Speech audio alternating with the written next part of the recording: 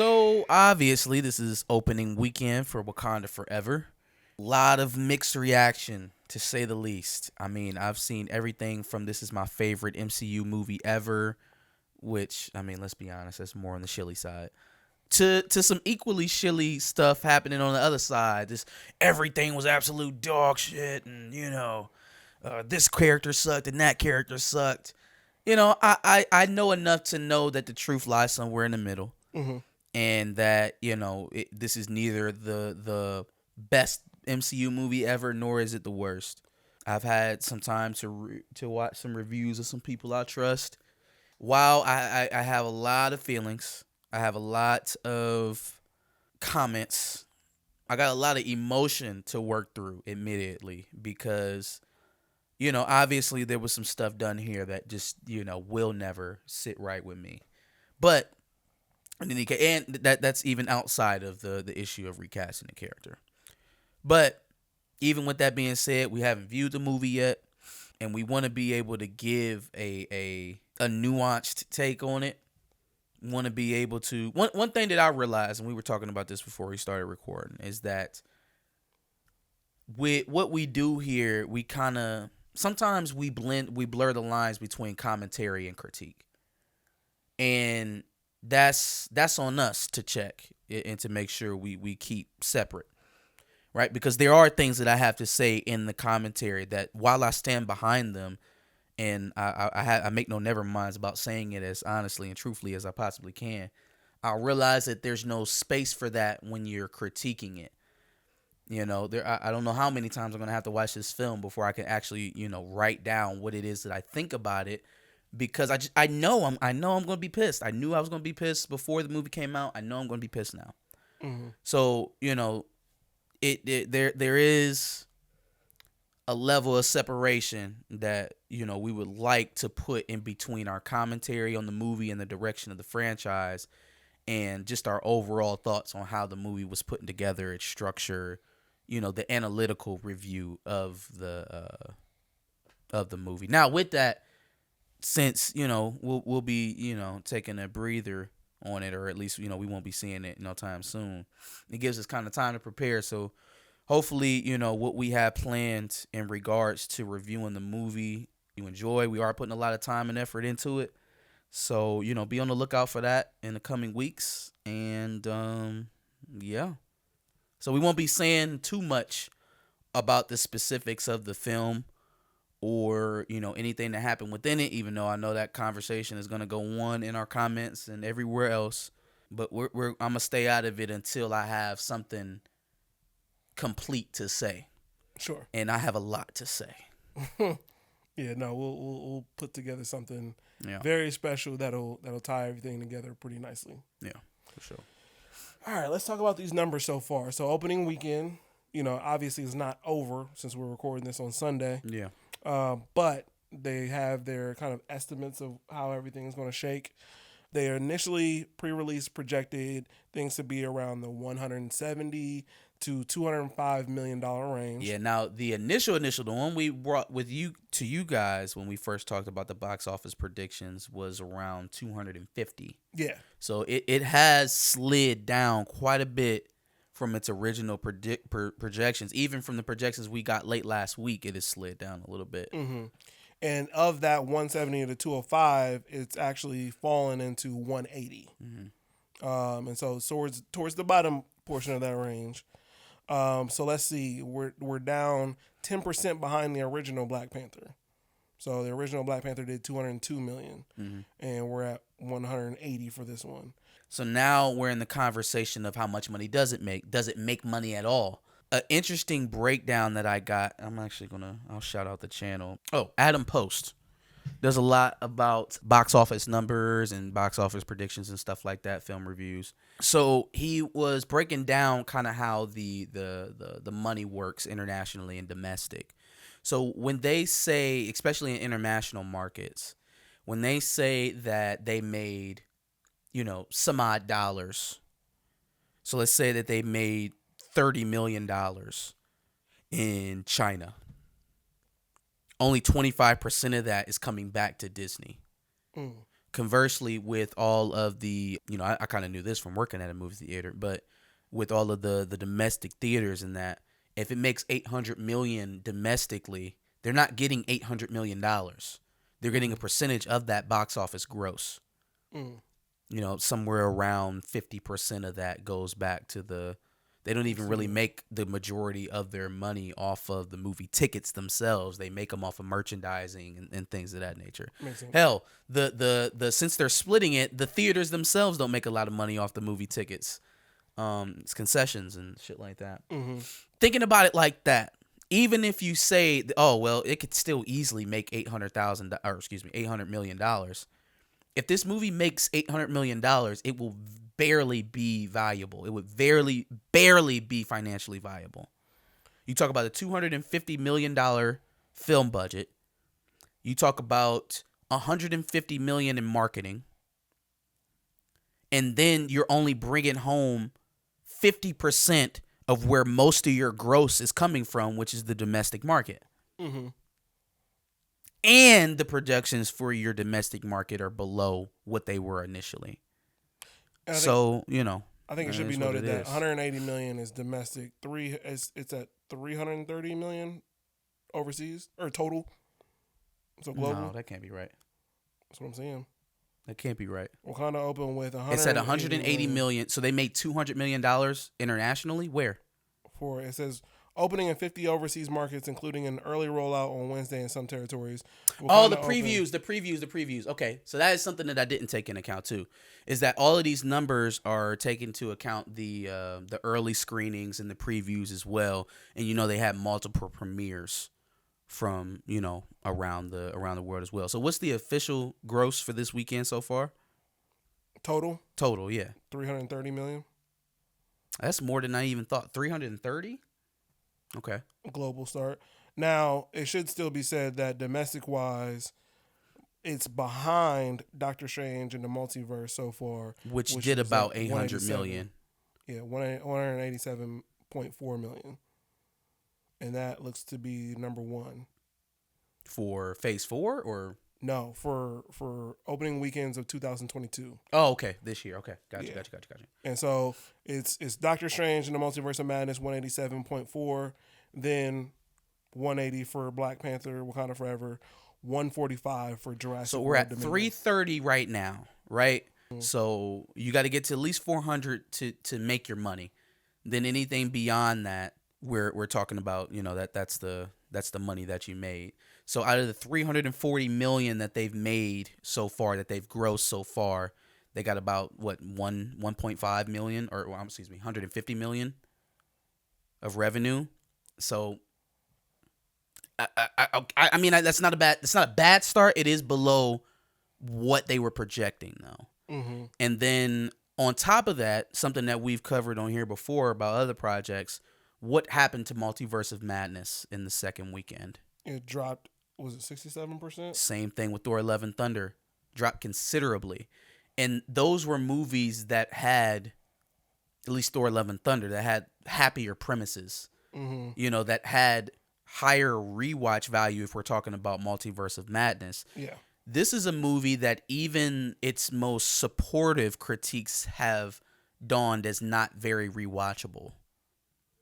Even the most supportive reviews that I've seen of this movie do not rank it very high on the rewatch list because it is that emotional. Mm-hmm. So, and actually, from what I've seen a lot of in the reviews, is that it may be for multiple different reasons that they may have either not liked it or find it rewatchable, but most of it stems from emotional. Sure. Yeah, I don't know. I don't know.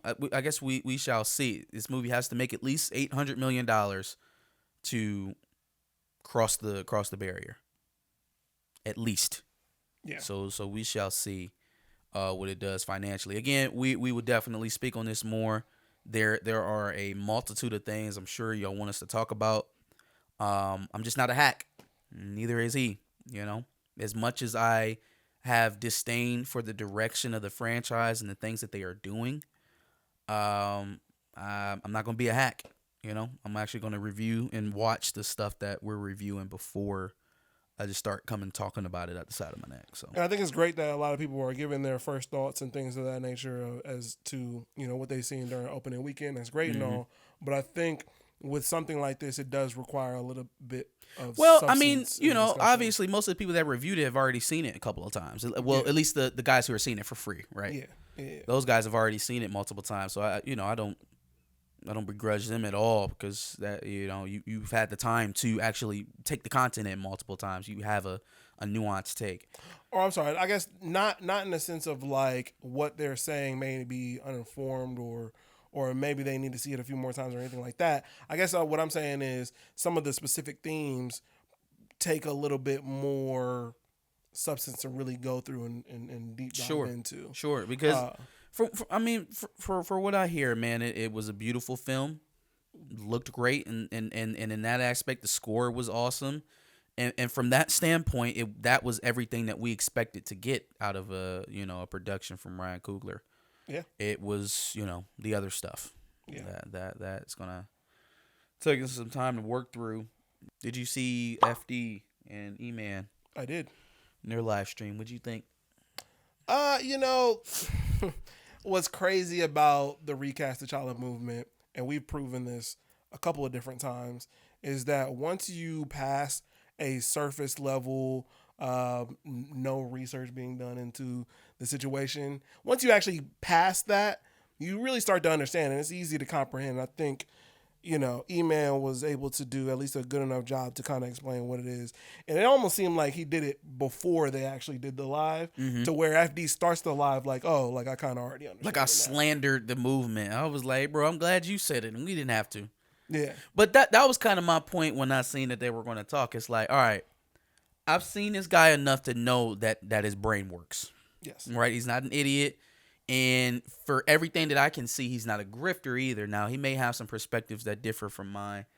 And, that is what it is. But I just didn't think that, given all of the very logical points that could be put to the forefront that have nothing to do with a black woman, and then when he got into the point that led him to that conclusion as to why he thought that, it amazed me, fam. It absolutely amazed me that he heard Boyce Watkins talk about Recast T'Challa before he ever found out about E-Man, before he found out about anybody, anyone other than Boyce Watkins.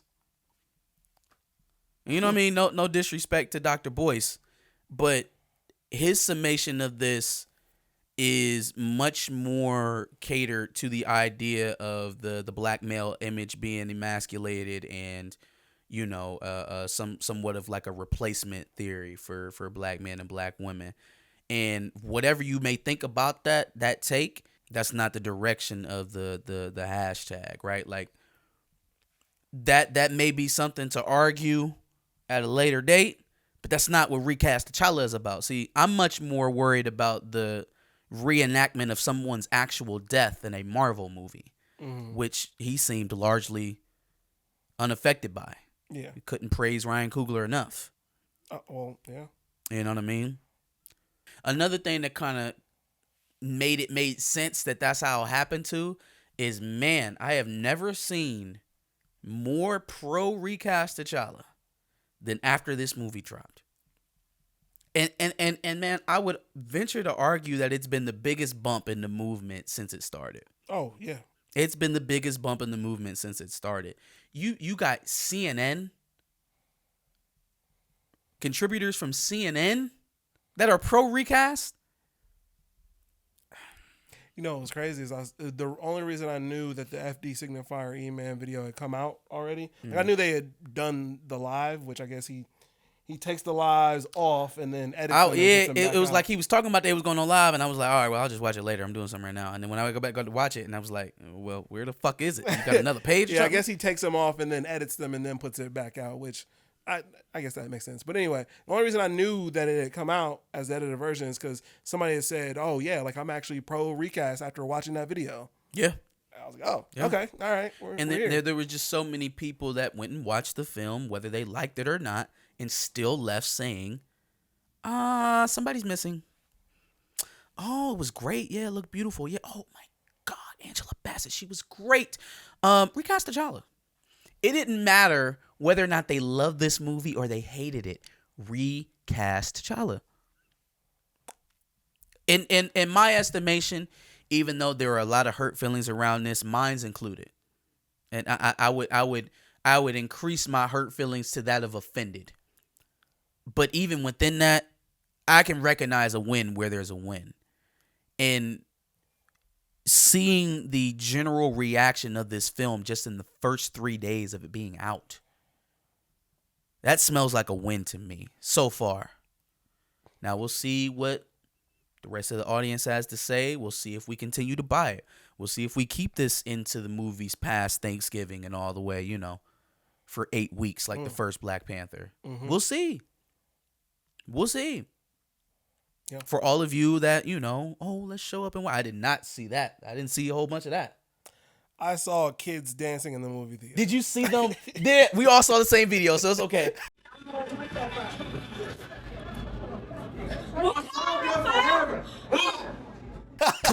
Clearly, their parents put them up to that. It was unenthusiastic as hell. They didn't want to be doing that shit. It was like the church Christmas Day play that nobody really wants to be in, but all their parents made them do it, so they got to do it. Yep, that's what I got from that. Like that's one of the other things that I can tell just from the outside. Again, without talking about the movie, just the general energy around the first film compared to this, like it just, I don't think it compares. And again, I have heard a lot of good things that happen in this movie, but I have not seen the pageantry. I have not seen the community around it. Yeah. And that's because the premise that is being set forth is controversial and divisive. Yeah. Divisive. Plus, a lot of the fans who were huge fans of, everything that Black Panther stood for and T'Challa are already, recast T'Challa and not supporting it in the ways that they would have. So I think you already chalked up the comic book fans as a no. But then you add on top of that the fact that people like this movie and still left, there's no fight there now. There's no fight. Who are you fighting at this point then? Who are you actually serving? If the people who came to the movie and saw it want it, and the people that came to the movie and don't like it saw it, and they all left saying the same thing, different iterations of the same thing, who are you serving? So, we'll see. Absolutely. Give us your thoughts on opening weekend for Black Panther Wakanda Forever. Make sure you like, share, and subscribe, and come back next week for more videos. Make sure you check out our Recast T'Challa playlist full of information on Black Panther Wakanda Forever and the Recast T'Challa movement. And make sure you subscribe anytime we get any kind of, information, any kind of news, anything like that. We'll be sure to provide it for you.